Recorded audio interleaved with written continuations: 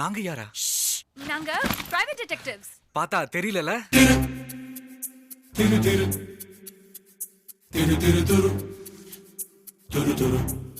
நீங்க பார்த்த மாதிரி என் கண்ணுக்கும் அப்பப்போ ஒரு பொண்ணு நடந்து போறது தெரியுது. அந்த பேய் என்ன அடிக்கடி ஃபாலோ வேற பண்ணுது.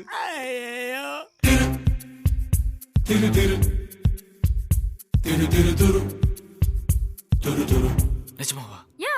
ஒரு வாட்டி கூட? நோ. யார்கிட்டயுமே வா.